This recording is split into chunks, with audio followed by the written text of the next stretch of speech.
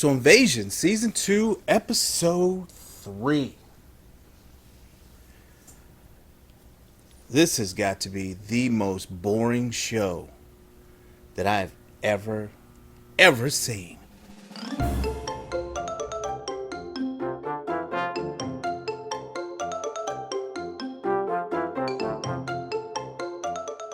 So we start off this episode with Mitsuke. Mitsuke leads our episode off. At least she isn't crying. Once again, there's no invasion in your invasion show. They show small glimpses of alien tech and few what could consider to be bugs later on in this episode. But for all intents and purposes, there again are no aliens in your alien show. So this woman who is in charge of watching Travante is upset because the police are not setting out to find the missing. The people who went missing since the beginning, since this happened. I'm sorry. I'm just thinking of it from a policeman's perspective, right? People are dying everywhere. There are aliens with little sharp things. Okay, they look like pickles with toothpicks sticking out of them, just running around, just stabbing people. And you want us to stop worrying about that, and you want us to go find your dead uncle's sister. You want us to go do that. That's important for you. Not stopping this, going to find them. Right? We have no idea where they are. They're just missing. You can take them posters down because I ain't going no goddamn where.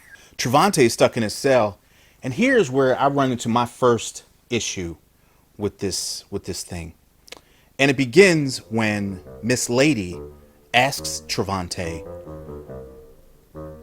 what unit he was in, or what he was a part of. It escapes me. I don't even really care that much to go look it up. But she asks him what he was a part of, and he says he was part of the Navy SEALs. He's a Navy SEAL. He's got USN on his chest. He's got US Army on his chest. But that's fine. It doesn't matter. I don't really expect them to put that much effort into it. I mean, it's clear they haven't put that much effort to this show as of yet. So I don't know why I was expecting them to actually pay attention to a military uniform and at least get the branch of service correct. Huh?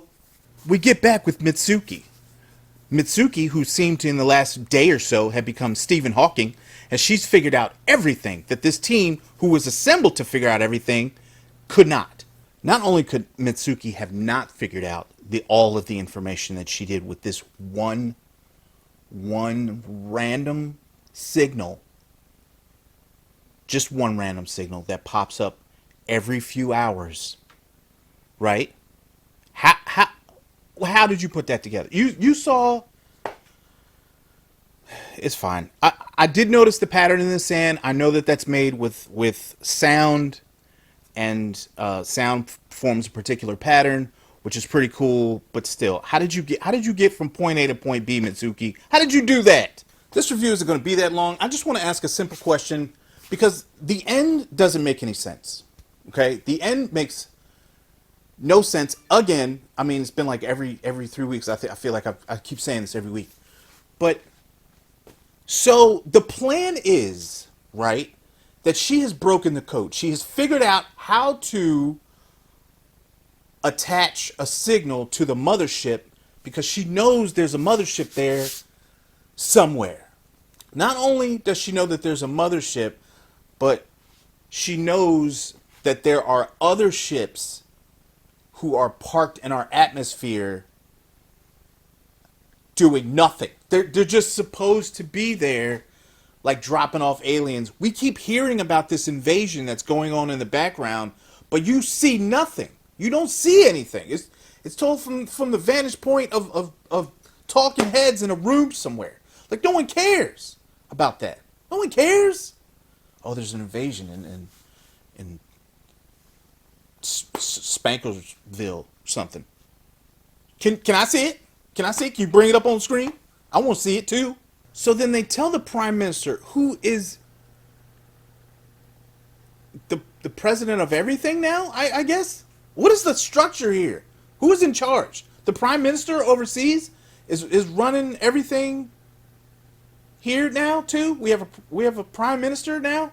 instead of a president? What's this government? So they put out this signal, and then which kind of uncovers some of the ships, and then they fire nukes at them, and then they blow them up and knock them down. I'm I'm just gonna be serious. Like, from the aliens' point of view, you're doing a pretty shitty job. Like, this has got to be the easiest takeover ever. They couldn't see you. Like, what are you waiting for? Apparently they've been there for a while. Like, this aliens just been putting out, save me, save me, save me, save me. Like, every couple hours, y'all ain't doing shit. You just sitting up there invisible. What are you doing? What are you waiting for? This episode, like every episode before it, and the season before it, is boring as shit. You're not doing anything. You're doing nothing. No one has an interest in watching this shit show. It's utter crap. You're not bringing anything to the table. You keep showing, like, I don't forgot his name. Been so long since he's been in the episode. Neil, the sheriff. No one gives a shit about him anymore. He probably don't even give a shit. He probably forgot he even did this show. Okay? Travante is a mess.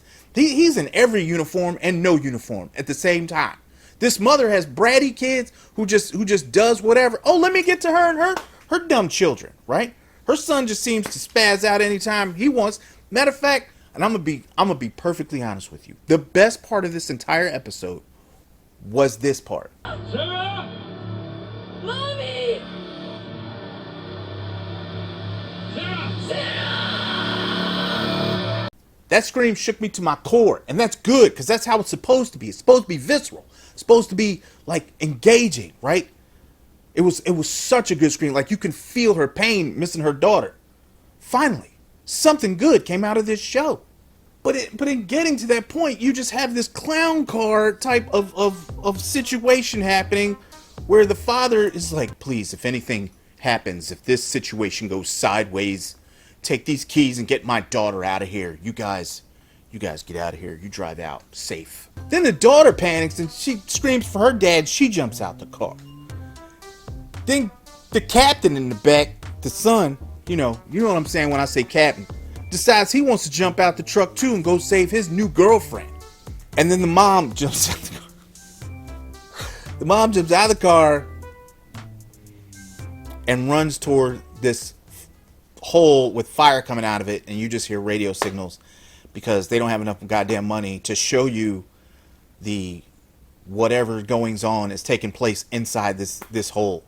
So you don't get to see that. You don't get to see aliens fighting humans in an alien fighting human show.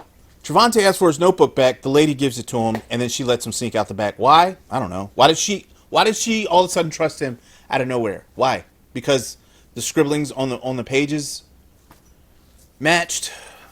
I mean, I'm not saying that I wouldn't be compelled neither. I'd be like, oh, that's crazy. What are you going to do? Would probably be the question that I would ask through the bars. What's your plan? What are you going to do? And if he couldn't tell me shit, his ass is still in that jail cell. I'm just going to be honest. Like, what are you going to do, Travante? I need a plan. Okay? The people want to know. I want to know. Right? I'm giving up my job. Whatever that means at this point as far as the world. I'm giving all this up. You need to tell me why I'm doing that. Like, are you just going up there to just go find a hole in the ground? Like, what are you doing? There's not a lot to this episode. This episode is boring. It's boring, and it's a waste of time. So, but I'm going to watch every single episode. And if you have any suggestions, you know what I'm saying? You let me know. So y'all be good. I love y'all. I appreciate y'all hanging out. I appreciate the subscribers. I appreciate your time. I know your time is valuable, and the fact that you're willing to spend it with me is very appreciative. So I thank all of you, all the people who write comments. Who I'm trying to get to each and every one of you because all of you are important. Yeah, so it wouldn't be possible without you, man. And I love doing this, and I love talking to y'all too. So keep writing, and I'll see y'all for the next terrible, awful show. All right, love y'all. Bye.